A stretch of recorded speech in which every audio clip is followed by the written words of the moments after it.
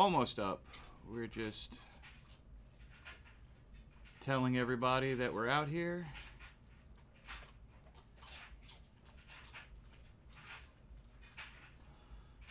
And doing the things.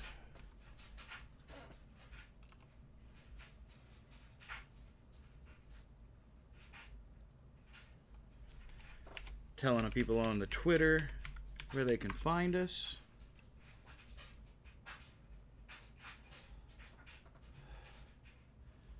On both the Twitters, my personal and my Crimson Bet Twitter.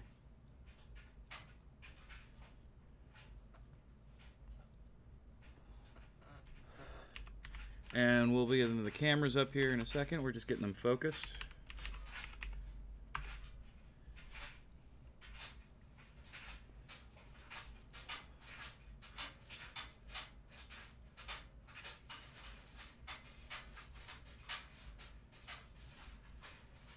Alright, I guess I'm not going to get it on that Twitter. Okay, that's fine. We got it on the one Twitter. The one that I don't use much anymore since we went off the air the last time.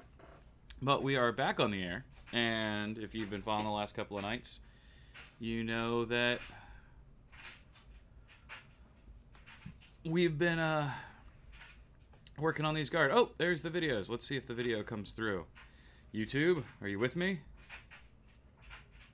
Are you with me, YouTube? Hey! There it is. Had to wait for it to click over because there's the delay between us and them. So, seeing where things are at. That's always hard for me, just to get used to the delay because I'm a one-man op. I don't have another person looking at the comments and things like that because we're all just busy real quick. Okay, so I'm going to fix some graininess in this video, so give me just a second. And we're going to go. If you're coming in and watching, please throw in the comments about what you want to hear about tonight.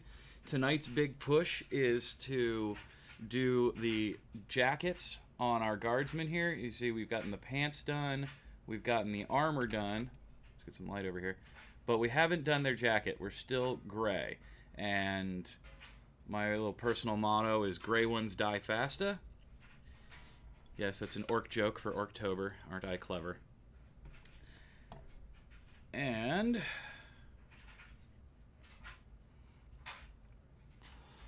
oh, the camera wasn't on. It would be helpful if I showed you what we were working on if the camera was on. But we'll get to that in just a second. Right now, we're still just having everybody come in, letting those messages get out there onto the YouTubes and the Facebooks, letting people know that we're out here and we're doing the thing today. And we are going to paint a whole lot of green tonight. We're going to do the Death World Forest Green by Citadel on all the jackets. That is the color scheme we're doing for these guys. Shake up my paint here while I wait for this camera to come into focus. Not particularly thrilled with this Logitech camera controller. Cannot wait till we get our DSLR back and hooked up here so I can really show you guys up close and personal what I'm working on. Hopefully we'll have that by the time we get to the tanks, but I don't know. We might not get that this project. That might have to wait for the later series that we're going to be doing, and I'm looking forward to that. And my mic is bouncing on things here, left and right. Not particularly thrilled about that, but I can live. All right, let's get the music going. What do you say? Anybody up for the music? Let's get some music on. And my #1 favorite music to listen to while painting is this compiled playlist by Remlace of 40K Theories. It's just a great while you're reading, while you're painting, and it's particularly good because of the length of the thing. Hey, Ryan. Yeah, commercials. We gotta love those. Let's get out of here. Yeah, we'll start up there tonight. That sounds good. Sound good to everybody? A little background noise. Helps keep the pauses or when I'm putting the brush to my lips to get it a little straighter. Now, the last couple of nights you guys have seen me use a progressively smaller and smaller brush as I go through. First night we were using the regimental brush by Army Painter to do all of the So these are the brushes we're going to be using for the rest of the project. We used a regimental brush to get us started with the armor, and that's this big guy right here. Big fat tip. And then last night we were using a Citadel standard brush, which I know some people don't like to move on from the Citadel brushes rather quickly as they get more skilled with painting, but I don't understand the hatred of them. They're really good brushes for all this, and their cost, I get Citadel brushes all the time. I'm a big fan of the Citadel brushes. They're where I need them to be. Army painter brushes are my favorite, but that is because of the triangle grip they have on there. It's more comfortable to me, but it's a minor difference. Citadel brushes are perfectly fine, and I see a lot in the chat rooms people telling people to avoid Citadel brushes, and I disagree entirely.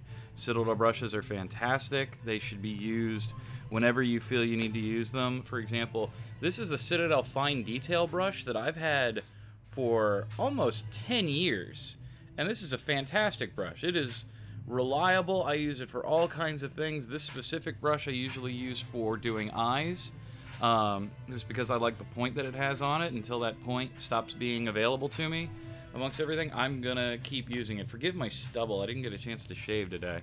Alright, but let us get started, because what we've got down here is a lot of guys, and then you can see up here there's a lot more guys. They've already gotten their green jacket coats, because there would be no way I would finish this in 15 days if I only painted for the hour and a half to 2 hours I stream each night. That would just be impossible.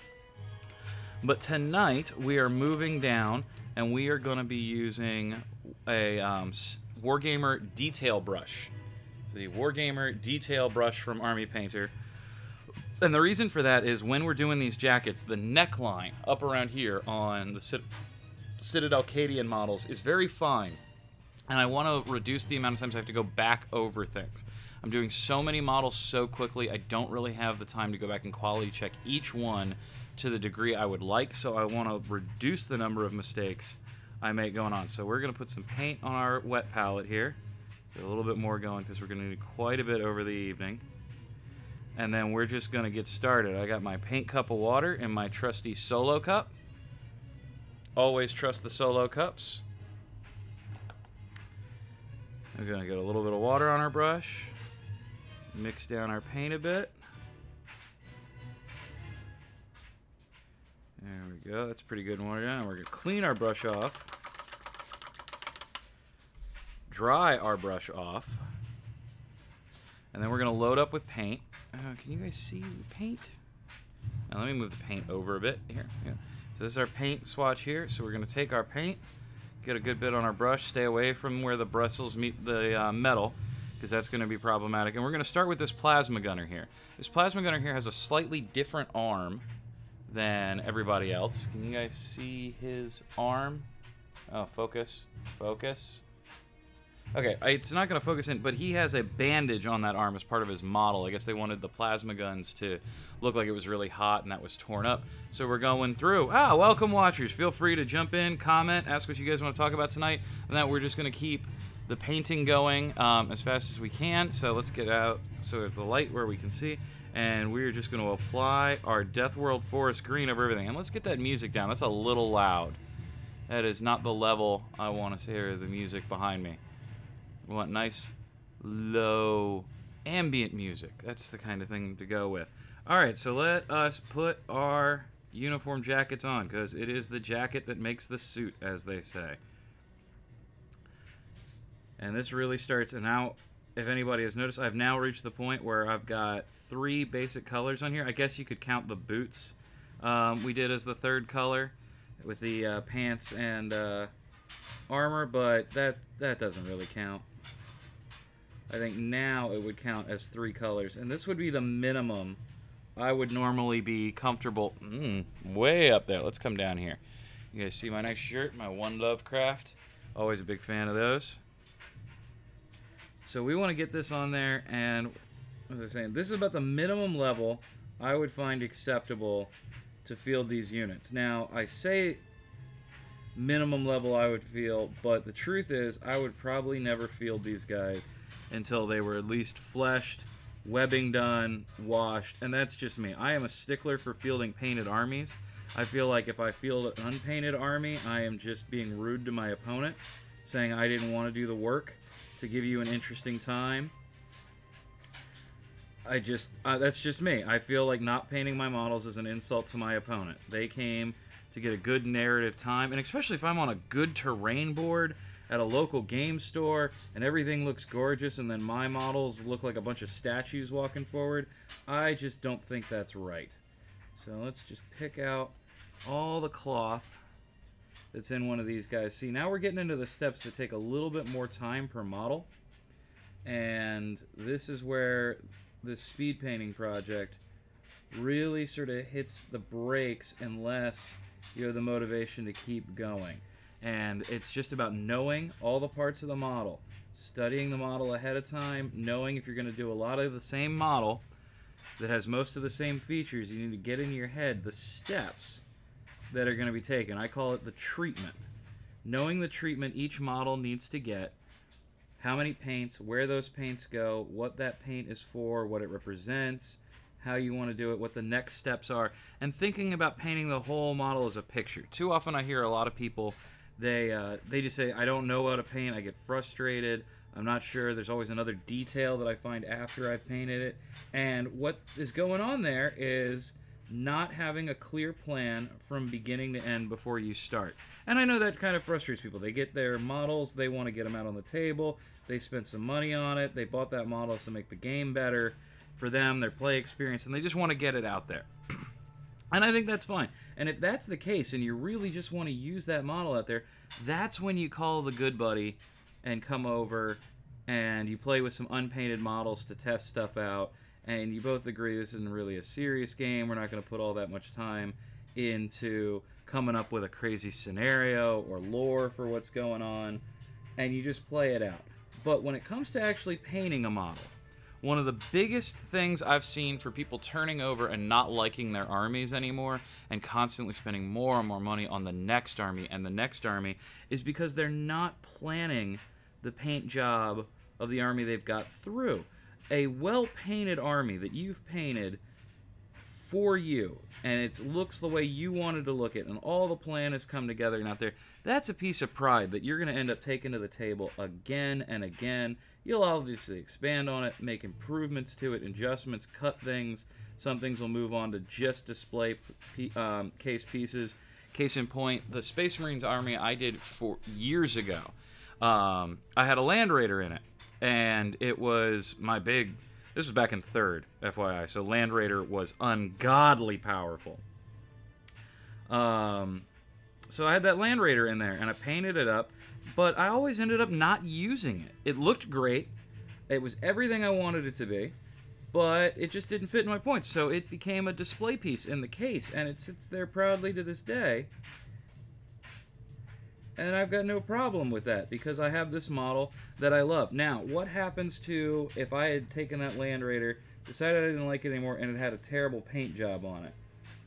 Well, that's going to end up on eBay, isn't it? And then I've just spent the money on a Land Raider, and essentially I rented a Land Raider for a time, and I take a loss on it. And that's just not good for anybody. It's not good for you as a player, because then maybe later on you don't want to go for another Land Raider because you didn't like it before, even though things change, because you have a negative experience associated with that model and that kit.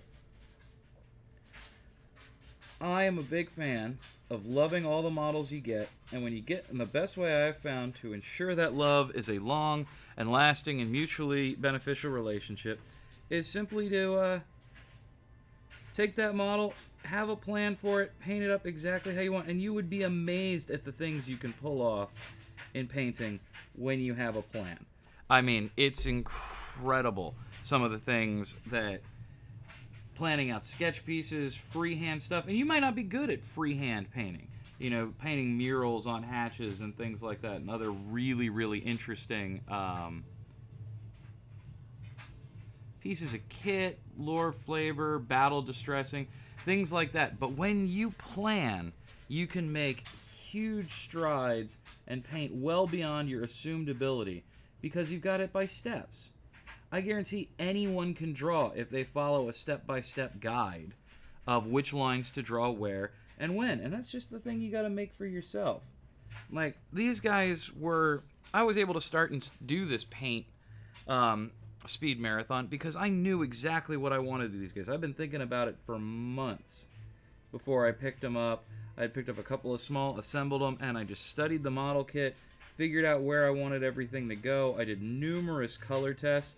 Guard has got to be the easiest army in the world to color test, by the way, for infantry, because especially for Cadians, because they sell us this little 5-piece guardsman box.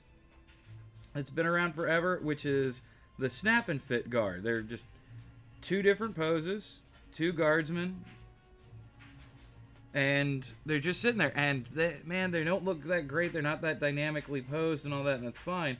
I don't think I've ever fielded one of them, but I've painted hundreds of them. And in that way, that's how I determine what the color schemes of armies are going to be, especially for commissions. One of the easiest things I do, if you're not sure and you want to get a guard army from me on commission and you don't really know what it wants to look like, a lot of people just end up saying, I want it to look like the Cadians from the Codex, but different. And I'm like, okay, I mean, I can do that, and we'll talk about colors and things like that. But the best service I offer is for $10, I will do treatments on those models, the little 5-man snap fit Cadians, and send them out to you, and then you can decide which ones you want. That way we can look at various details. You're not locked into picking something theoretical. And I find most people are much happier with that service than anything else. Oh, alright. Is this plasma gonna go? Oh, this little stickling part keeps coming through there. Always remember, make sure you get 2 thin coats.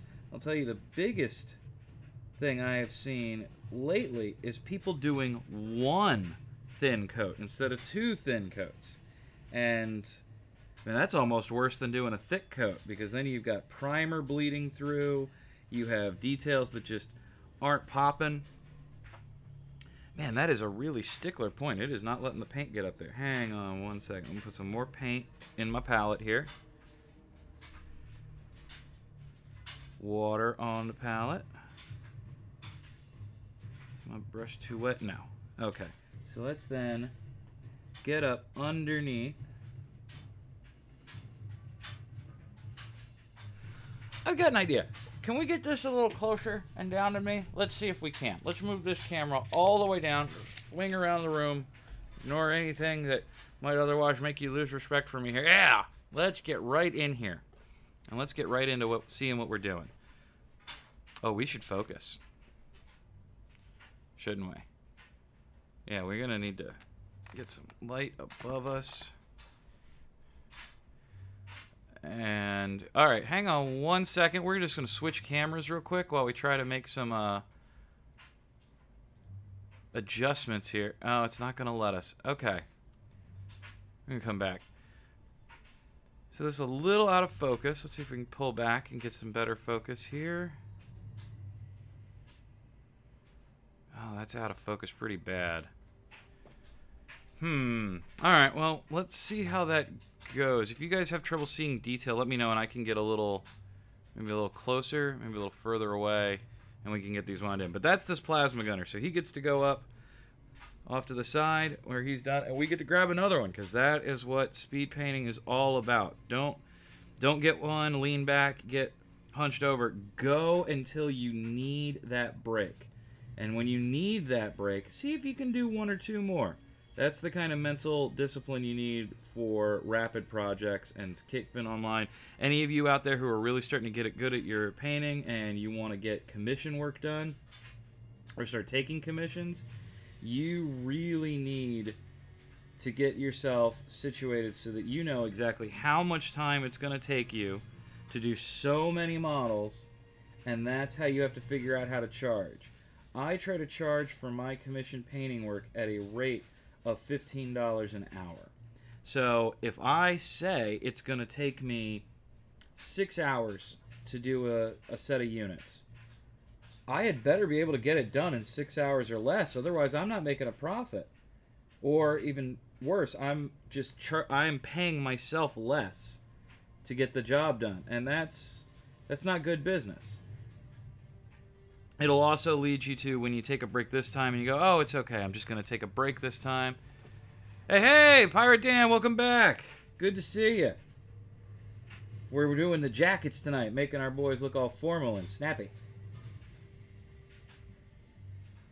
But as I was saying, if you want to be a commission painter, one of the big things you guys need to do, and gals, I want to point out that the best painter in the world I know is my sister Tammy, formerly of Games Workshop, just like I am.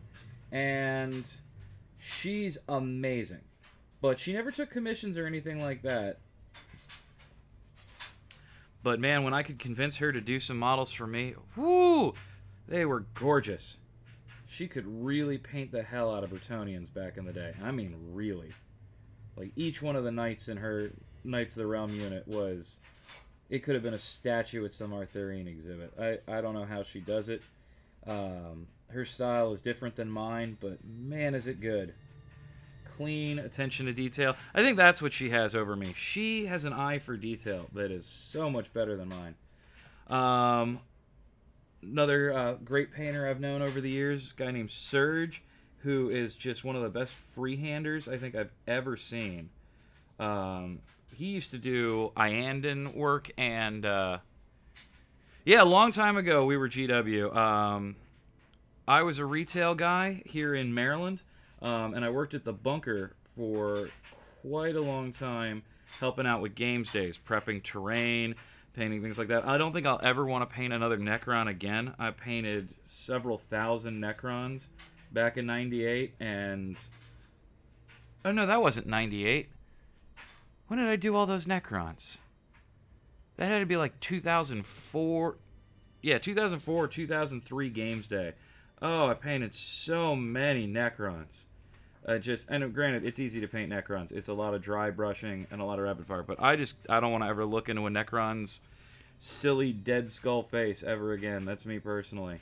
Now, that being said, if you guys want to commission some Necrons, I have the experience to get them done, and I will put my personal dislike for looking at their faces aside so I can get them done for you. Alright, get right up under that armor, buddy. There you go. You're looking good, man. Making your regiment proud. Oh. Yeah, the Necrons were not... Well, they were kind of, but not the plastic ones, for sure. The Necrons, way back in the day, were just a couple of metal units. I think you had some real basic warriors, which were much bulkier than the plastic warriors ended up being. You had the Immortals, which were basically Necron warriors with bigger shoulder pads, which I think they still might be today. And then you had Scarabs, and they were fielded pretty minorly. I mean, I think their first codex was a White Dwarf article, and they grew out of extra lore that was in, if I believe their first appearance was in Gorka Morka during 2nd edition, and then they showed up as a image of Xenos in the 3rd edition codex, and then throughout 3rd edition they started to become an army of their own, and then the Catan got dropped onto it. Were they androids from Space Crusade? I don't know. That'd be kind of awesome if they recycled them that way. I'll make an admission. I never got to play Space Crusade. Passed me by. I was completely unaware of its existence until long after it went out of print. So when I see Space Crusade, I'm always like, wow, that looks really cool. Wish I had that at a younger age, but I didn't. But like I was saying, the big push for commission painters is you gotta set a schedule. You've got to know how long it takes. You've got to be willing to push through when it's not fun. Commission painting, by the way, not fun. You can enjoy and be proud of it all you want, but it is not fun. It is painting on a constant time crunch, and you know that no matter how many people enjoy your artwork as it goes, you're never going to see it again. So, and I don't mean that like, oh, it's wistful, it's gone. I mean the stress of, there's no going and touching this up down the line. If this is either going to look great on the tabletop. I did play Hero Quest. I didn't know anything about Games Workshop when I played it, but I did know Hero Quest. But as a sci-fi version of that, I would have loved Space Crusade. Someday I might find a copy on eBay, get it, maybe make it with my own models if I can get a copy of the rules. But yeah, so this army, if someone was to give me these 1750 points and ask for a commission rate and say, hey, I need it done within 15 days, I would have said no. Flat out, I don't know that I'm going to get this done in time. And the amount of time I'm going to work on it is certainly a harder set of labor than I would ask $15 an hour for to get it done. But it will show me what I can do. It will show me if I ever do end up in a pinch under an emergency. And I've said to somebody, yeah, I'll get your army done in 30 days. It'll take me that long, and I'm going to work on it for 4 hours a night. And that'd be $60 a night of the project that I've got it for. That I could do, but say I lose 3 of those days. Say something happens. Say a friend is in need, and I got to fly out there and help them out with whatever life crisis is going on for them. Or say someone in my family needs some help. I could lose several days off that job, and as much as people are generally pretty kind, I could message that person and go, hey, there's been a delay, I've ran into it. That's not good for business. That's not good for repeat work, and, you know, maybe that person can't. Maybe that person cancels the job, wants me to send that army back to him at my cost because I pulled out of the contract.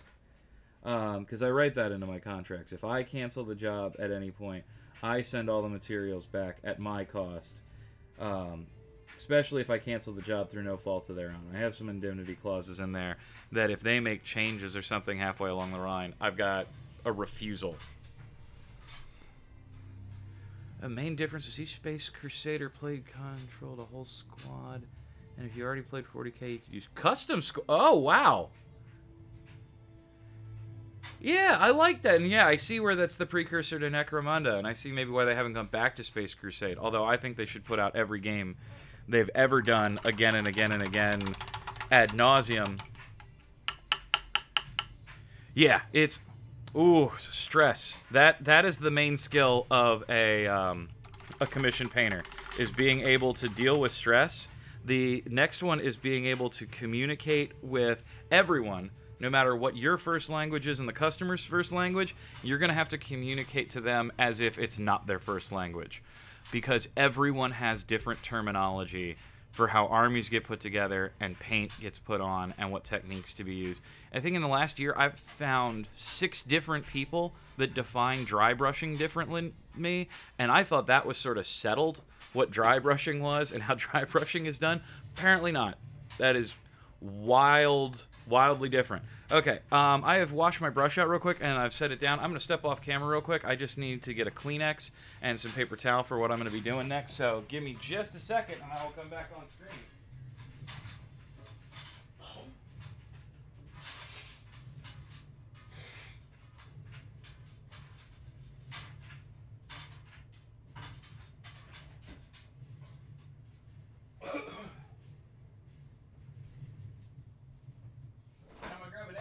While I'm over here.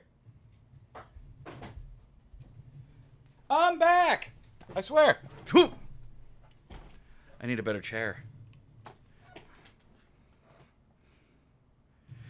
Yeah, you would think basic is... No worries, Dan. I do the same thing all the time. I will admit I have to be the most careful poster in the world because I am absolutely incapable of typing there, as in they are, correctly the first time. My brain takes over and throws out there, as in it's over there, every time. And I have to go back through every post I make and go, no, it's there, it's there, it's there, it's there. I don't know why. It's my digital malfunction. Maybe if I'd been born 5 years later and more fully into the millennials, I wouldn't have that problem, but I'm right on the line between the Gen Xers and the millennials. So I suffer curses from both generations. Halo CE. You talking about the music, Egyptian? No, this is Warhammer 40k. If you're talking about the music, I don't know. I just play what's on Remlace from 40k's Theories. Listen while you read the Black Library playlist. So if you're talking about the music, that's it. As far as the miniatures go, these are Imperial Guard from Warhammer 40k.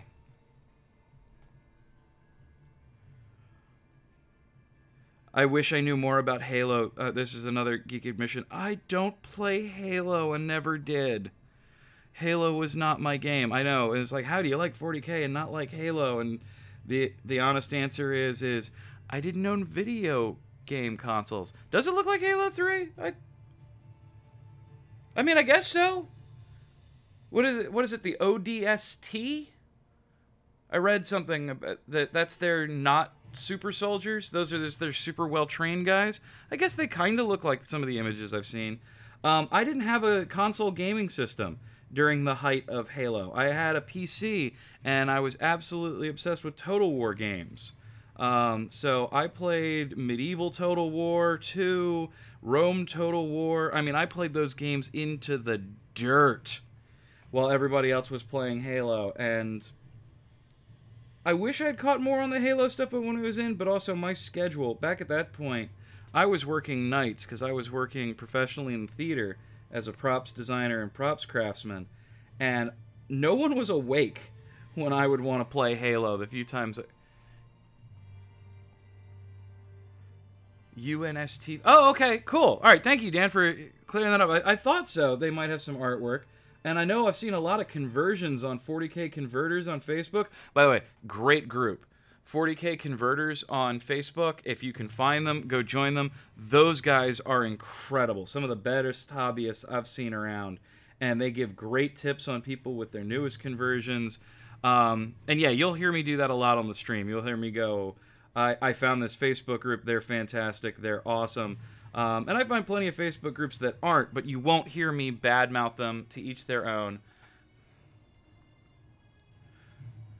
I actually have primed them. I've primed them gray. They're originally plastic, and then I prime them gray, and then I do the individual colors on them. That's sort of just how the Games Workshop model works for all the different ones. That way everybody's army is unique. They sell product and hobby supplies to help you get there, and these guys are gray when I cut them off with a sprue. Then I assemble them, and then I spray prime them gray again. And I use gray just because it's a good base color that doesn't shine through a lot as I paint it. And then I go along with my various color palette paints. Actually, let me tilt this up. You can see I have a lot of paints back there of different colors and varieties. No, I didn't draw it. These all come in a kit sold by Games Workshop, and you can find them at it's games-workshop.com, and you can get them all over the world. It's a fantastic war game. We play battles out on tabletops with somewhere around 200-300 models aside. But I do paint all the colors onto these guys by hand, just like all the other players. And we compete in tournaments where we're judged not only by how well we won the game, but how well our models are painted. Skill. So it's sort of a combination board game art competition. And it's growing all over the world. Oh, you do 3D modeling? Awesome. I do quite a bit myself, actually. The live stream we're going to be starting tomorrow, Monday's live stream, is going to be all about pulling out the 3D printers I use and setting them up to print out the custom pieces for this force that I'm working on.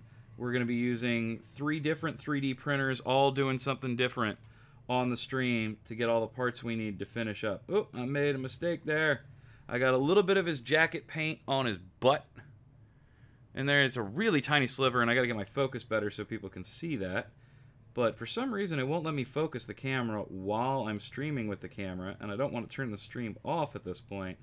So I'm going to work on that more for other streams, but you guys get the basic idea. So when I come back and do the touch-up phase, I am going to have to put a little bit of brown paint back on his pants.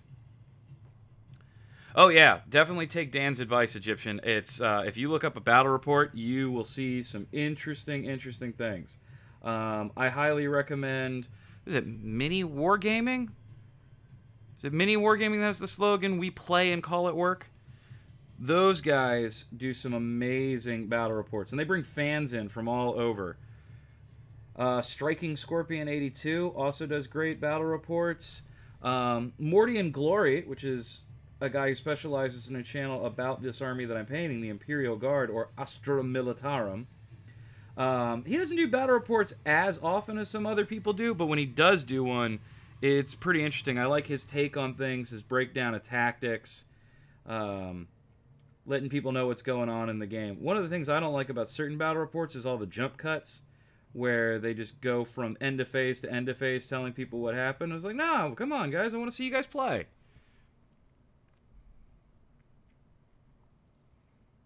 Is it really only that few of them? I thought there'd be more at Mini Wargaming. That's great. Good on those guys. I'm a big fan. They're in my dauntless few of the online wargaming community. There are a few channels and all that just like they have the Primarchs that were the dauntless few, the ones who could never be beaten if they were always teamed up together. Mini Wargaming is definitely one of my dauntless fews. Remlays from 40k Theories is another one. Snipe and Wib, who, if you haven't seen their channel, oh my. Snipe and Wib is a good time. I could watch them like primetime TV. And if you weren't aware, Wib is actually oh,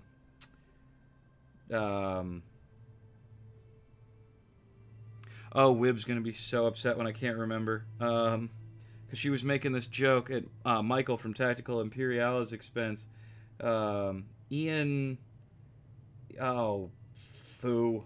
I had a good joke. It's gone now. I'm gonna go back to painting these guys. That joke will come to me another time. And I'm sure Snipe will make it again sometime around. They're Canadian? Really?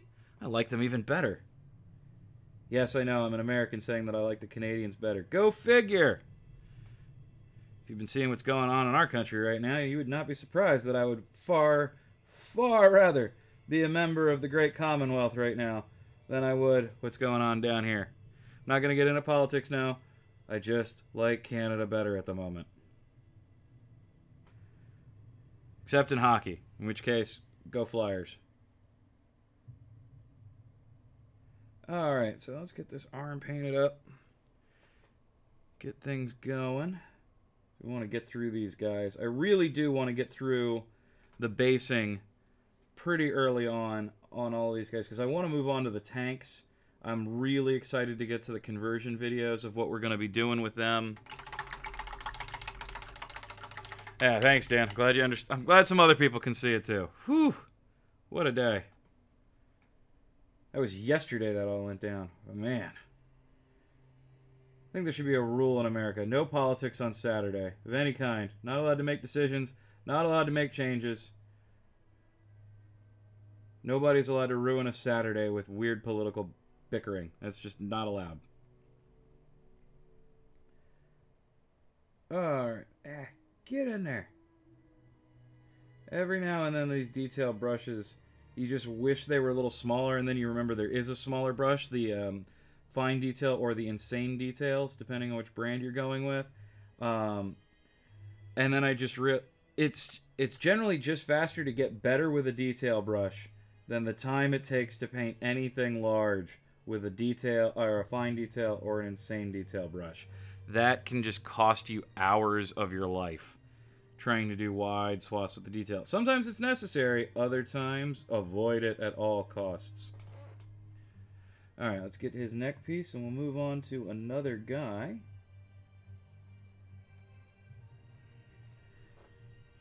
It's always something I always wondered about the Cadian models is why they have this high neck piece to their uniform.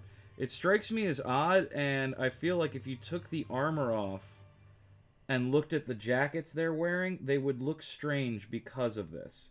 It's this really high-backed piece on the back. It's a collar that almost comes back. On my head, it would come up to here.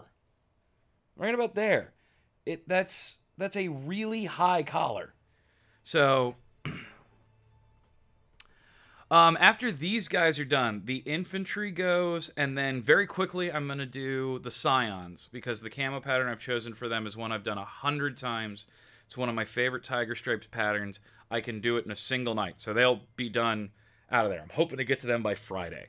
Because on Saturday of next week, I want to do the first of the Chimera chassis I need to get done for this army list. Now, it's still not the 10th yet. We still have a few more days because the army lists haven't been submitted for this tournament, and I'm not giving away my special surprises early because I've definitely been sharing these live streams with the tournament people I'm going to. But once army lists is submitted on the 10th, I'm going to pull out all the vehicles and the nasty little surprises I'm bringing because it'll be too late for them to change their list to counter them.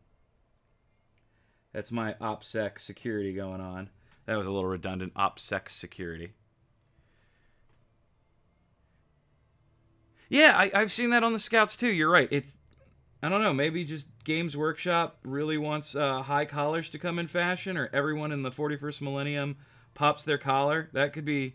I mean, I could see that if just everybody has found a holo vid of the Fonz and they've been rewatching it for hundreds and hundreds of millennia, or hundreds and hundreds of centuries, and just flipping that collar up, and I'm like, that's how you worship the Emperor, with a popped collar. I could see that. I mean, anything else seems to happen in the 40k universe. Be totally fine. Oh, I notice I have missed some armor. Now, this happens a lot. You'll be going on to another step, and you'll notice you missed something in the previous step. When that happens in speed painting, which might be counterintuitive, you want to grab your brush and hit it right then and there, because you have found it. You know where that mistake is, and you can correct it at that moment. If you try to go back later and find it, you won't. It'll have passed you by. It'll be a waste of time to look for it. But right now, I see an armor piece that I missed that I can come in here, tag with the paint properly,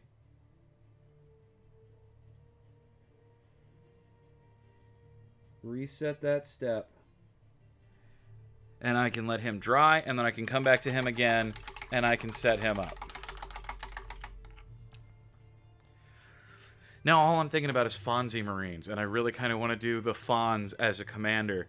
Actually, as a matter of fact, I think this guy might become my Fonz commander. As you can see, I did his pants the other day when I was doing the rest of them, because that's the only thing that really stays in line with the rest of the regiment. And he's got a pretty big popped collar up there. Oh, that chainsaw came off. Wasn't quite dry yet. But that popped collar might be getting in there, so that might become Major Fonz or something of the like as we move on. Okay, back to the Deathworld Forest Green. Set aside and dry for you. I'll come back to you. Who have we got next here?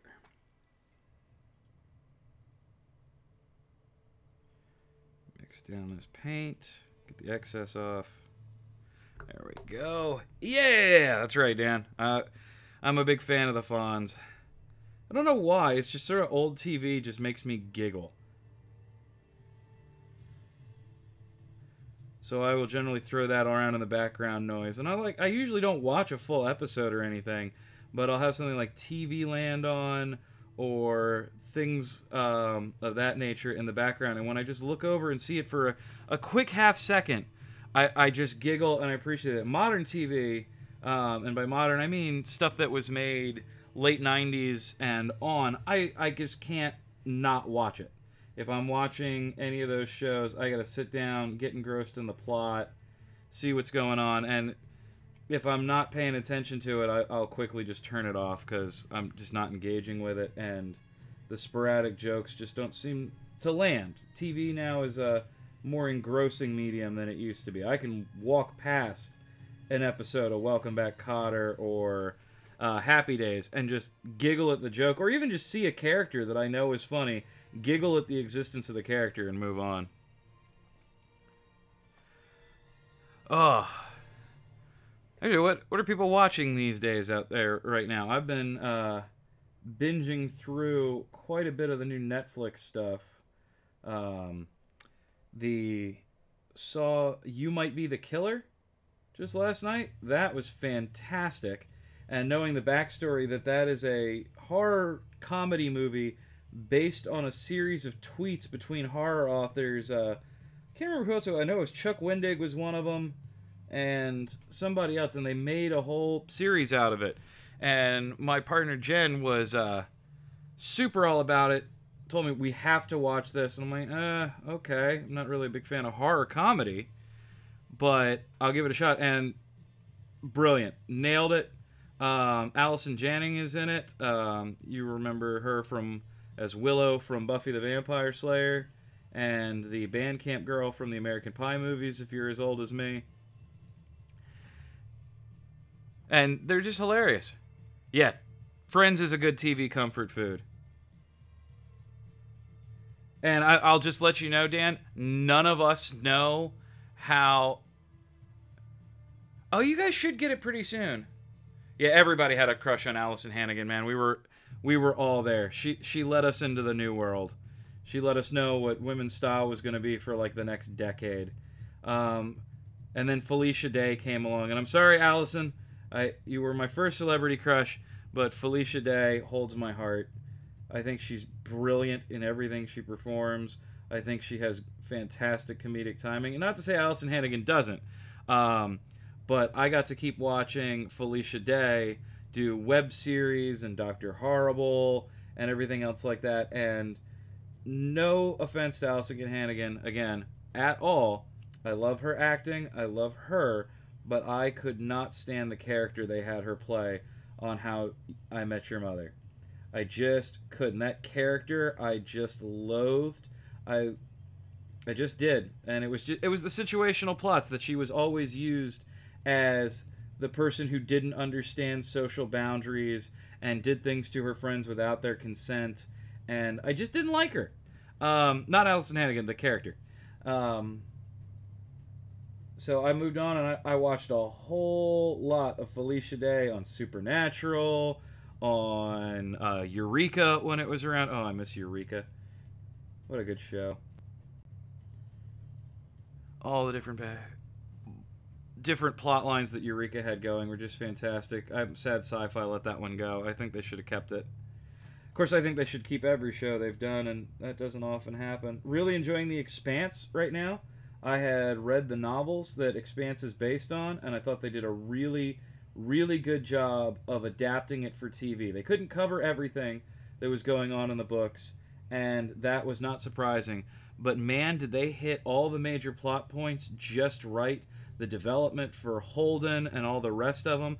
What I'm interested to see is how Expanse makes it past its third season. Because if you read the books, there is not much... Oh, man. If you get a chance, go back and check out Supernatural. It holds up. And Eureka, you can binge all of it in about a weekend. But there's no way to binge Supernatural in a weekend. It's on like 15, 16 seasons at this point. That show just will not die.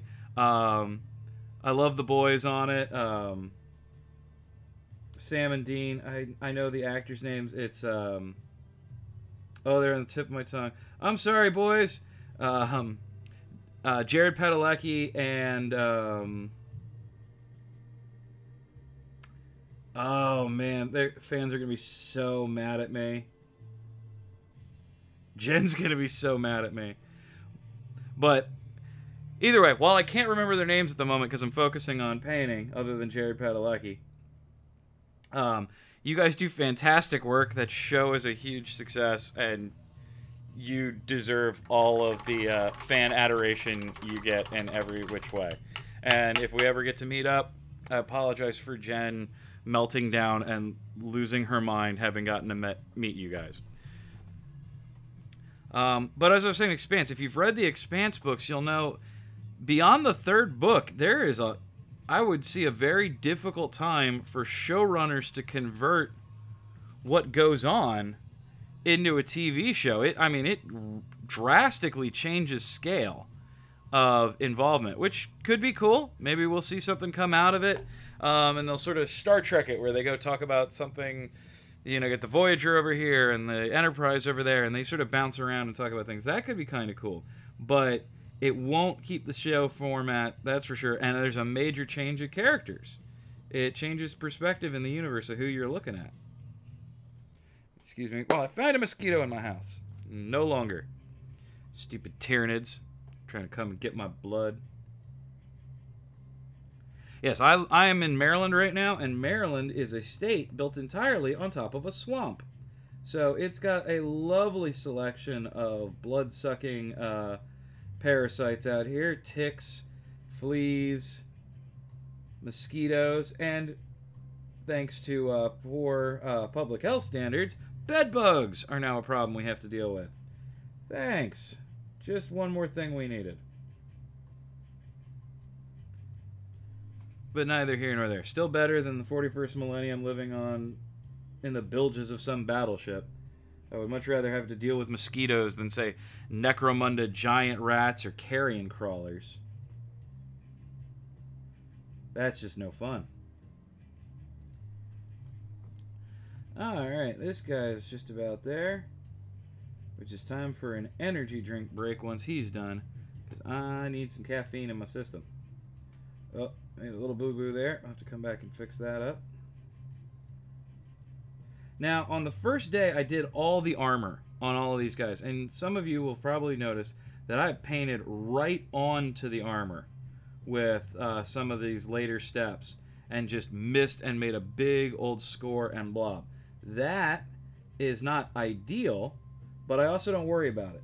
Because I was always going to have to come back and do a second armor coat to begin with through this treatment. So that I'm not worried about that at all. Because those little splotches there, if they're really egregious, and there are some, like this one's pretty egregious. I might even set him aside to touch that up now, along with this other guy I'm waiting on. But the reason I did the armor first is it's the biggest area. I normally can avoid it, but it's also the easiest to fix if I don't. Where the other areas, to go back and fix them afterwards, is a real pain. So I want these areas to be the most detailed done and right, and then the armor is the one that I can easily fix. Because the armor is going to have battle damage thrown on top of it. Some of that might cover it right up. The splotches from this paint may determine, because they are accidental and I'll have an organic flow to them, that might be the perfect place to do a blood splash. So I generally, I do a Bob Ross thing. If you didn't get Bob Ross overseas in your country, Bob Ross was just this really chilled out painter who used to be on TV here in America, and he used to have this phrasing of, there are no mistakes, just happy little accidents. And I mean, he was over the top with just how chilled out and relaxed he was, and tons of people learned how to paint from this guy, but even more people just went to sleep with a smile on their face listening to his cool melodic voice going, yeah, we're just gonna paint this happy little tree here, and we're just gonna give it some bristles through its ferns, and oh no, we messed that up. Okay, so now we're gonna make that into an oak. Remember, there's no mistakes, just happy accidents. And he was beloved. Just one of those public figures that no one ever said anything bad about, never had a controversial opinion about anything. He was just there to teach people how to paint. Now, sadly, after his show went off the air, then everybody started giving him criticism. Like, he just ripped off his show from his teacher. And I'm like, well, yeah. We don't, yell at Monet or Van Gogh. Well, maybe Van Gogh's a bad choice because I don't know what kind of art school training he had. But we don't yell at Monet or Descartes. Descartes' a philosopher. I don't know.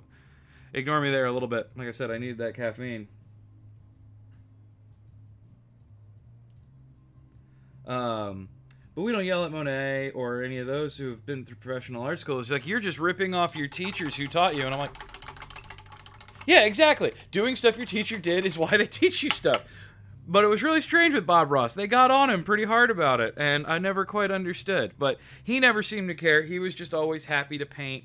And there's a common expression in America, if you're just very chill at what you do, and you only worry about getting it done, and you don't stress out about the little things, and you just make corrections when accidents happen, you're the Bob Ross of whatever it is you're doing. When I was in college, I knew the Bob Ross of welding. This guy was a welder. He would make huge statues, or he would do structural stuff. And anytime he'd have made a mistake, it was just sort of, oh, all right, let's gonna make something to work around that. Awesome, this will be a good time to show people the technique for what you do when you do make this mistake. And he was just great that way. I did not learn to paint under one of those guys. I learned how to paint under one of those severe art teachers I think ever was in existence. I learned from a gentleman from East Germany who had come to America just before the wall fell. So, understand this. This guy escaped East Germany under communist rule. Give me 1 second, guys. I'm just grabbing another Kleenex. Oh, I brought Kleenex for myself. Thank you. Excuse me while I go off camera because I don't want to have people watch me blow my nose.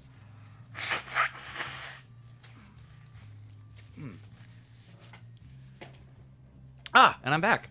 And I can breathe.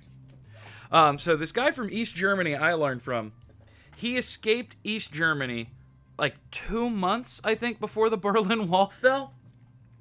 So he climbed through ditches, and he got soaking wet and froze in the evenings.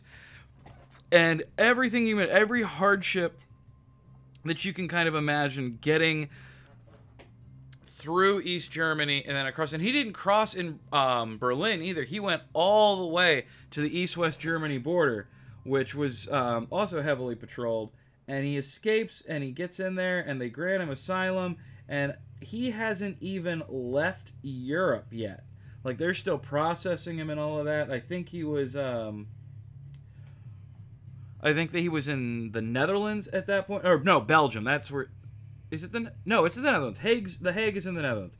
So he is getting processed, not at the criminal court, but some other aspect of the Hague that handled that at the time, I guess. Not important to the story. So he's still in Europe, like, recovering from this horrible ordeal to get out of East Germany. And then he turns around on the news one day, and then the Berlin Wall comes down while he's out. So, if... I mean, it's only ironic. I don't want to say that he should have waited, because I don't know the conditions in East Germany. I am assured they were horrible. I'm not aware of them, and I don't want to speak as an expert on people's tribulations that way. It was just ironic, the timing for this gentleman. But he came to America, and he was an artist. And the only thing we could ever assume is that in East Germany, he was only ever allowed one paintbrush, because that's all he ever taught us with. He would come into class, and he had just like this giant gnarled badger furred house painting brush. I mean, this was a monster of a brush. How you would do detail with it, you would never know from first glance. And he would just sort of dip this thing into his palette. We're never quite sure what paint he dipped it into on it, because he just sort of violently thrust it at the palette and then just sort of attack a canvas. And we were expecting some like Jackson Pollock looking thing to be on the side, and he'd flip it around and it would be a recreation of I mean, pick your contemporary early 19th century artist, and he would have just done a recreation of that. Dali or Picasso, or even some of the realists. What was the gentleman who painted the war in Spain? I mean, I know Picasso did, but there was another one who painted the brutalities, and it'll come to me. I'll have to get my textbooks out when we actually do some art blogs about what's going on there. But he, the art teacher I had, despite just, you know, having a technique that looked like magic more than art, he was angry. This was an angry East German guy. He was angry in a way that only a caricature of a German can be angry. I don't know how to explain that really. When he would shout and rant, and oh man, would he shout and rant. He had a list of enemies a mile long. When he would shout and rant, he sounded always like the German depictions from propaganda films from the 40s that you would see. Like, unabashedly, just, he was this screaming stereotype, and you almost felt bad for laughing at it, because you weren't sure if you were laughing at him being ridiculous or laughing at a stereotype you really shouldn't indulge in. But there he was. And, I mean, I think I'm pretty good with my brush control and my technique at this point, so I got a lot to thank the guy for, but man, was he an experience to learn from. I mean, after his class, you just have to go watch a episode of Bob Ross just so you wouldn't cry. He might be the reason why I don't do professional art outside of miniatures and props. He pretty clearly drove me away from the fine arts into using artistic skills to promote in theater, marketing, public relations, the things that I do now. I can probably honestly, he is who scared me away from being a professional artist, and not from his rants or anything like that. Just what he would tell us about what it takes to get ahead in the classical art world, and I gotta thank him for that, because I saw some of my other friends try it, and I don't think any of them are still doing it. I have friends who I've met later who are classical artists, and they open gallery shows, they sell their works, they look for commission work along those lines. But yeah, not me. Everybody I was in school with, either they didn't make it out of school still as an art major, which is a very common thing. In America, most art schools, you have to pass this thing called core review, which it's kind of insane, but at the same time, I get why it's there. In order to continue into your senior year as an art major, you have to pass core review. And core review is they give you a time to set up sort of a gallery showing of everything you've done since you have been in the art program, and they come along and judge and give you feedback and basically decide if you're good enough to move forward and get an art degree. And a lot of people don't, and it crushes them. And it's the sad fact of it, but I mean, I wish they would do it with more majors. I wish acting majors had to prove they could act before they could graduate. A lot of them don't. Yeah, interesting stuff. I knew some people that this needed to fail their core review for sure. Like the art that they brought in there, I would look at it and like, this is my favorite piece. I'm like, yeah, it's your favorite piece, but is it your best piece? Is it any good? And I'm your friend, man, and I love you, but the honest answer is no. That's not good. I know you like it, but it's not good. The brush technique is terrible. The framing is off. The focal points are terrible. I mean, they're going to kill you for this. No, they'll see my inner genius. Yeah, no, they won't. And they don't care. They're not there for, do you have a special genius that's going to be at the Met someday? They're there for, can this person paint the ad copy that they've been hired to do with sufficient skill that they won't embarrass us as an art institution when you graduate. Whole different set of criteria. I knew one guy who took his Warhammer models to his core review. He had painted up some Nurgle tanks and things like that he was really proud of from his gaming days over the years, and he brought them to core review. And I told him, I was like, are you sure you want to do that, man? One, you're going to have to explain to them what they are, and they're not going to take kindly to that. And two, these are Nurgle tanks, man. You saw how people reacted to when somebody does. We've seen it in our lifetime. People doing art out of feces and other things, and not my take, but I don't judge artists. Send the message you're going to send. But in a core review like that, why? Oh, why? You really want to show somebody a pulsating wound out of a mechanical device? No.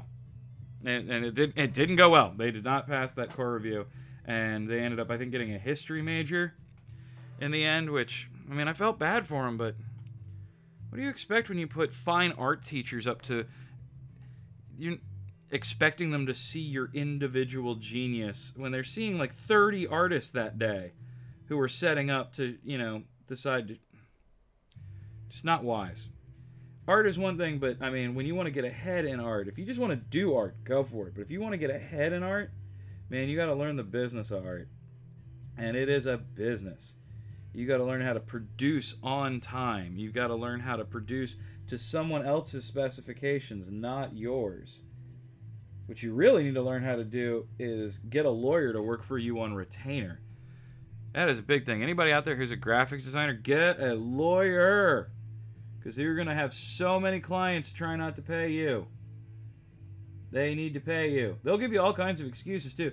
This isn't really what we wanted. It's like, fuck you. Pay me. There's a famous lecture by a guy who really knows what he's talking about that's called Fuck You, Pay Me. And he means it. If there is no reason, if they contracted you to do a job, and you put the time into that job, they owe you money. And there's no excuse they can give that keeps you from owing money. They have to accuse you of a crime to not pay you. And they're not going to do that. But you'll hear every excuse. Oh, we didn't have the budget we thought we were going to have. Well, too bad. You're in debt now. Pay me. We didn't expect it to look like this. Well, pay me. Just. It's how it is. So if you are getting into any sort of field where your personal creativity is the product that is expected of you, get a lawyer. Especially if you're working as an independent contractor. If you're working on salary, that's a different thing. Because they'll just fire you if they don't like what you've done. And they're going to like what you've done. If they have hired you on salary to be staff and you are delivering product on time within the parameters requested, they will not fire you over quality. That is the simplest thing in the world to go, hey, this isn't quite the quality we wanted. Can we touch it up a little bit? No employer is going to fire someone because the first draft wasn't important. However, they will take your first draft, go ahead and use it, and then say, yeah, we wanted to use something else. No, you just stole my work. Pay me. Got to be on top of that. There are 2-3 billboards of mine floating around somewhere in Eastern Europe that I never got paid for because I had to learn that lesson the hard way. Never again. Might be a reason why I paint miniatures for money versus anything else. And then, like I said, I think I've mentioned it before, I work in PR as my day job until I can find a way to pay my bills with my wonderful hobby here. So we might start a Patreon on here one day. I don't have a Patreon right now, mostly because I don't have anything to offer for Patreon subscribers. And I think it's wrong just to put up a Patreon and say, hey, buy me coffee for the content I make. I will someday. But right now, I mean, we don't even have the studio all the way set up yet. So maybe a month, 2 months, when we're regularly producing videos and we're getting them out there for everybody, then we can look at what special things we can offer on Patreon and set one of those up. We'd be happy to. We just gotta, get to that point. All right, getting the paint down on this model. I think we're going pretty well. We've got almost a squad done, and it's about 2.5 squads that we have to finish this way. So I may end up finishing them off tomorrow in my downtime, because there's only so much I can work on the studio each day, and then I have to give over the studio to the other projects that already have their wings set up. And I can't be running the power tools in there while they're trying to do their thing. So it's a shared studio, all kinds of stuff. It's going to be a lot of fun. Most things will get filmed as we're working, like the battle boards and things like that, but there's nothing really exciting to see about a bunch of guys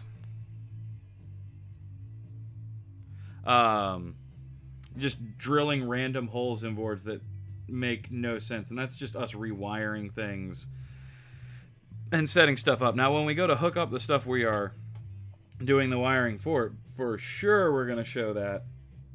We have some really interesting gaming tables to show off.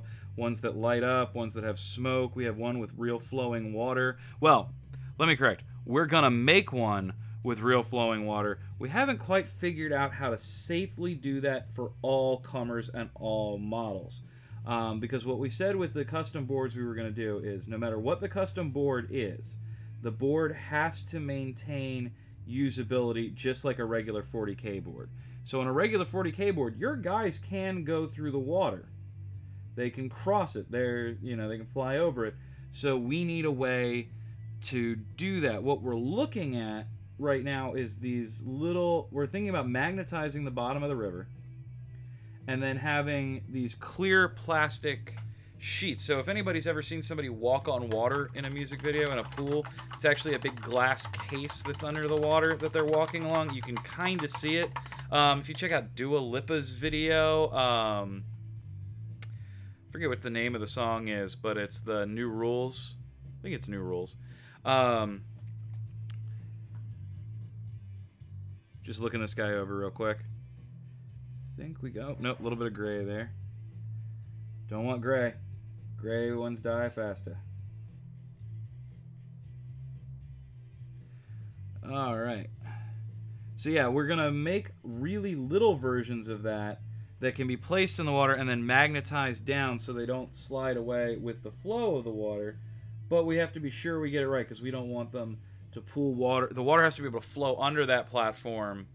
I have thought about streaming on Twitch, Dan. Thanks for the comment. I have Crimson Bet over there on Twitch, and Twitch is where we will be streaming most of our video game stuff and maybe more live streams here. This one is being done on YouTube specifically to get the new Crimson Bet channel up on YouTube, just so there's some content on there as we upload it and get things on. It was also to ride out some of the early waiting periods YouTube has before you can access features.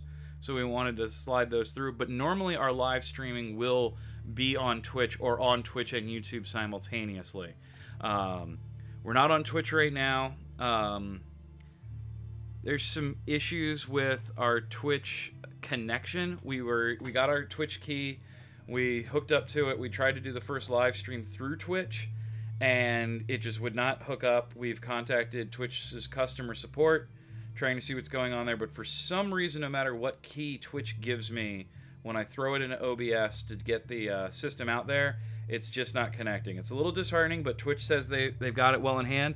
I have never known them to let me down before when they say they're going to handle a problem, so I look for it greatly. But if you check out Crimson Bet on Twitch, you can see our really old streams of doing Fallout 1, and I think Fallout 2's up there. It might be down at the moment. There's some Kerbal Space Program that we did over there as we tried to use Kerbal Space Program to build a replica of the Expanse from Sci-Fi, and I don't know why or where we got that idea from or how we ever thought we would pull it off, but we tried it. It didn't go well. We crashed every ship we built trying to do jumps between Duna and Kerbal, and I remember it fondly. But I think on the Twitch stream of what we've got up there is just some of the early launches, which was just fun. And we'll probably go back and do that again. We have a Kerbal mission program that we've been running for a long time now, almost 2 years. And we've been filming the whole thing. We just didn't stream it. And the idea there is when we launch it, we want to only show off the advanced side of Kerbal Space Program. There are so many tutorial videos of early Kerbal. We're like, we don't want to do that. Everybody's done that. We want to do the advanced stuff, but we want people to see how we got to where we got, because we're not doing it in creative. We're doing it in career mode. So we figured we would do a Discovery Channel style documentary on our early space program.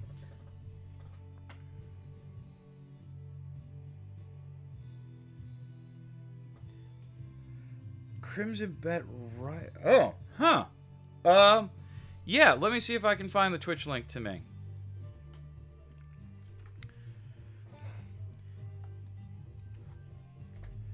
Give me 1 second. Twitch.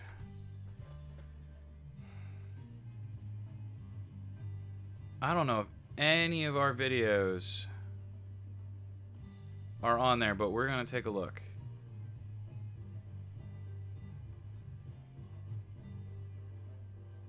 Oh, yeah, it's super empty. Like I said, we haven't been around for about 2 years, so a lot of this stuff might have come down. But that was us under Let's Geek Out, our original team that we had assembled, and that team just unfortunately has slowly moved apart. Many of us have moved. Some of us have gotten bigger career opportunities. My main partner in Let's Geek Out was Nikki Ryan. And Nikki Ryan is now pushing her first comic book, which is out, The Family Trade. She was at New York Comic Con this weekend, and she is doing really well with that, and I'm wishing her all the best. As a matter of fact, she should be back tonight. I wonder if I got to see her. But Nikki, she needed to focus on the comics. It was a great opportunity for her, and I was pushing hard with a PR contract that I had at that time, and LGO just wasn't getting the traction. So LGO, Crimson Bet, all of that was put aside, and now I'm in a position where I can go back to it all solo, along with a few friends I'm bringing along the way. You will meet all of them at some point. They're going to get here. I think Brian will be coming down tomorrow night. Brian is one of our heavy video game guys, and I'm hoping we can stream his wonderful Game of Thrones modded Crusader Kings playthroughs, because he is one of the best RPGers when it comes to playing a strategy game. He gets into it when he plays. He's got fun commentary, characters, and he and I are going to be doing a Stellaris series along the way. We're going to play some 40K. We're going to be doing a whole lot. It's a big, ambitious set of plans. We're hoping we can do everything. And the goal is to try so much that even if we can't do everything, we will have a vast stock of awesomeness. And like I said, this week is a big push to get all of our old content moved over and up here on this channel so people can see the old interviews we did. I interviewed Andy Chambers back in 2009, right as Blood Red Skies was getting ready to come out, before he moved on to work for Drop Zone Commander. Or Drop Fleet Commander, I guess is the one he worked on. So it's an interesting talk. He says a lot of fun stuff, but not a lot of people saw that interview because LGO just didn't get the reach. Oh, thanks, Dan. Yeah, I hope it picks up too. And hopefully what I really just want to do is I hope we build some good stuff that people like. And that's really it. I'm not big on like trying to find ways to force the success out of this channel. And, you know, I'm not going to be buying any subscribers to get pumped or trying to trick the algorithm or anything like that. We just want to make content people like. We're all we've all worked for various game companies and comic book studios and game studios over the years. I mean, it's hard to think about it's easier to think about who I haven't worked for than who I have. I've worked for Games Workshop, I've worked for Wizards of the Coast, I've done work for ZeniMax and Bethesda, I've worked with big huge games, I've worked with LARP groups all across the country, 3D printing firms, just all kinds of stuff.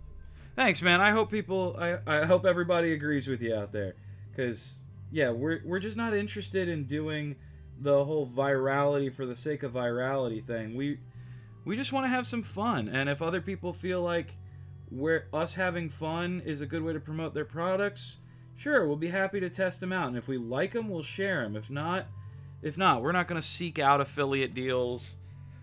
I'm not saying we're not going to take affiliate deals if somebody offers one for a product we really like and think should be out there, but we're not going to just go hunting down any old thing. You won't hear me doing advertising for, you know, just the next big fad or anything like that.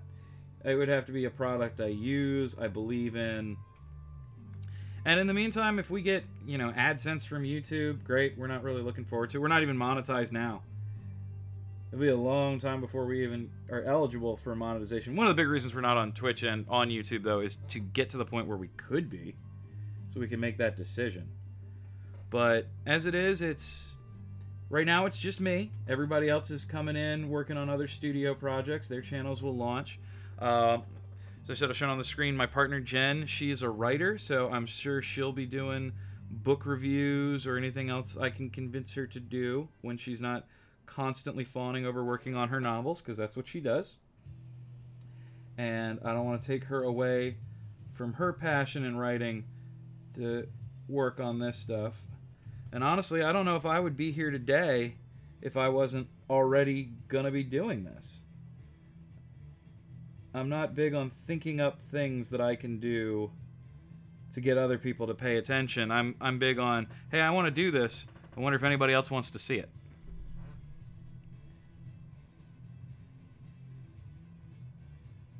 Oh. All right, now there's another one done. Oh, wait, no, I forgot his neck. I always forget this weird bit of neck that they have in here. It's right under the helmet chin strap and comes around. It's more of that big pop collar thing. And if people have noticed, somebody was asking me about this on Facebook, why I'm not doing the chin strap of the helmet. I do that in brown and black later on. It's just one of the last details I do. It's easier to do after the face is highlighted. That way I don't have to worry about dry brushing over and things like that. And I've still got paint on this brush, so we're going to just keep going. I need a quick break in a minute, but not yet. And this is like I said, you got to have that discipline to push through. Can you do more before you take a break? Take a break when you don't have another brush stroke left in you. But if you can paint more, paint more. Every bit of painting you get behind you gets you faster in these projects, and it's not about how fast you go. It really isn't. That's the biggest thing in speed painting that I always see. Like, I'll go to conventions where they'll give people 20 minutes to paint a model, and I'll see people rush through and throw paint in ways they've never done before. Don't do that. Don't rush. It's not rush painting, it's speed painting. And speed painting is all about time management, not the speed of your brush stroke. So you can see I'm not rapidly going through any of these guys. I'm not making any rash choices. I just going and going and going. And I know that I have managed out this part of my evening to do exactly this and nothing else and get it done. And as long as I do that in all the time that I have allotted from when I originally planned this project, as long as I don't miss anything, I will be good. I've even actually bought myself in. I could theoretically, because I'm not going to do this, I could not paint at all until Wednesday and still technically have enough time to get everything done. But at that point, I can't slack off for a bit. I would be down to the wire with what I need to get done. And since I'm trying to go for a high painting score, I don't want to do that because my last 3 days of this project are going to be the most important. And the more days I can build off, if I get ahead of schedule, even better. Because those last 3 days are where all the shiny, pretty touches to this army are going to come from. Touch-ups, weathering on the tanks, all that Nuln oil around every single rivet. None of that's getting done until the last 3 days, because it's the parts that don't need to be there for play. But I want them there. I want my opponents at this tournament out in Damascus to really get a good, fun show. Even if they rip this army to shreds, I want them to see a beautiful army that they got to rip to shreds. That is the point of this. Somebody kills a bunch of plastic figures on the table, that's nothing. But if you go head-to-head with your best army versus their best army and you come out on top, that's a feeling of accomplishment that games like this are supposed to engender. And I'm all about that. Let's get tuck underneath these little bayonets. Like I said, biggest tip for normal speed painting, don't glue their arms on before you paint them. That was a mistake I made at the beginning and I'm paying for all through this project. But it also does show it's possible to do it. It's faster to go the other way, but it's faster. Slow is smooth, smooth is fast. Very well said. I would agree with that entirely.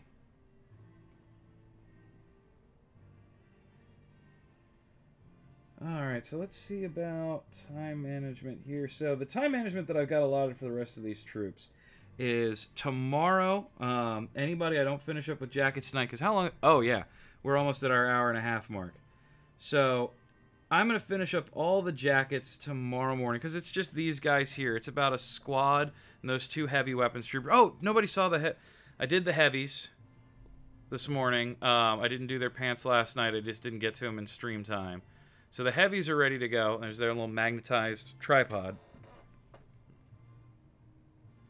So all the guns are magnetized. It can be autocannon, heavy bolter, las cannon. Am I missing one there?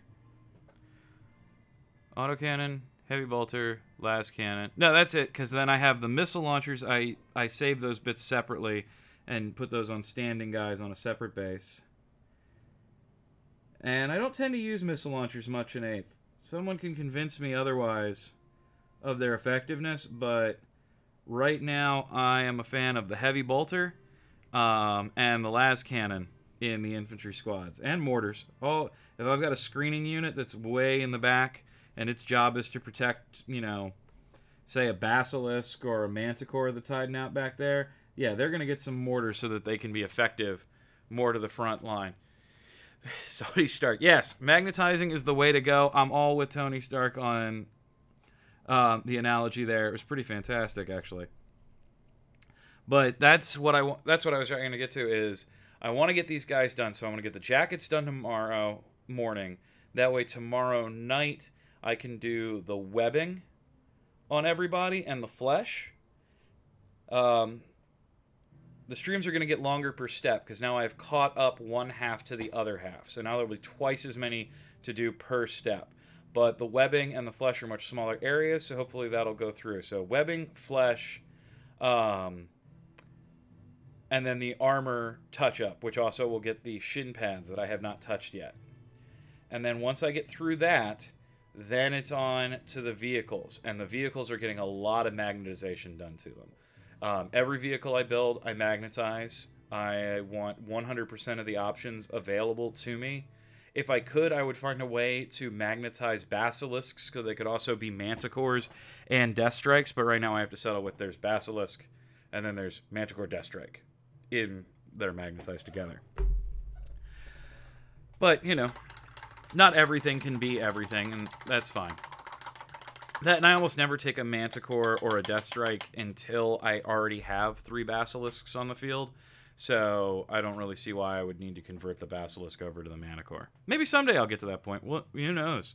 Who knows where points could go or anything else like that. So, where's that guy that I messed his arm up? There we go. Let's fix him now that I can touch him up again. So yeah, I had to go back through on this guy from earlier. I realized his chest armor never got touched when I went through the first time. So now I am just covering up what I got armor paint on of his jacket when I did that. And I'm not getting all of it, but hits his touch-ups.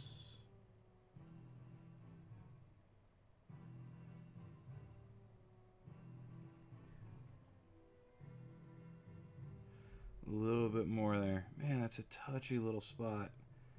This is one of the guard that has his las gun in a down position, so it frees up me seeing his top chest, but really obscures me seeing underneath where his uniform meets that lowest plate. So it's a little hard to get under there, see everything, but I think I've got it well enough so that when I wash it, the blending will come together. Magnetized lower arms and I magnetize knobs back. Banner pull so I can... Yes! Using something that comes off the model to show a lost wound. Awesome! That is spectacular. That is what I love to see in armies, Dan. That is a fantastic idea. I think they're great. I knew a guy who had a bloodthirster, a big greater demon, and he would pull skulls off the base that were magnetized on. And when it was out of skulls, the thing was dead. So, super cool idea. And yeah, on Def Dreads, you really want those lower arms magnetized because you can swap them out every which way. Are you using... Oh, I get it. You're pulling the arms off to show lost wounds, too. That, very cool, man. You'll see sort of the same in, not this army, the Guard, unfortunately. I'm wound tracking as it goes. But I would love to do that someday with, there's just so many wounds on armored vehicles. But it'd be great if I could pull battle damage off of the various things so the tank looks more and more wrecked as it takes the damage. That would be a lot of fun. And I might look into that. All right, but that's where we're at for tonight. We've been going for about an hour and a half. I'm going to take a quick break, and then later tonight I will come back through, keep painting jackets on.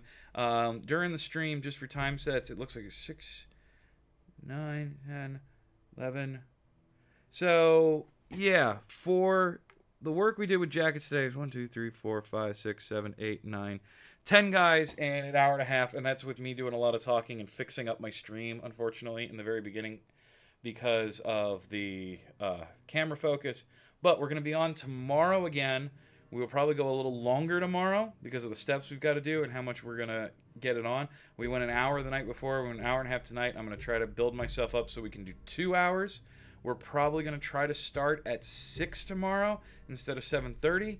And yeah, it's to get the infantry done and get onto those tank treads, because the tankers don't take as long to paint, because we're going to be moving to airbrushes and sprays at that point, and I'm just faster with those naturally.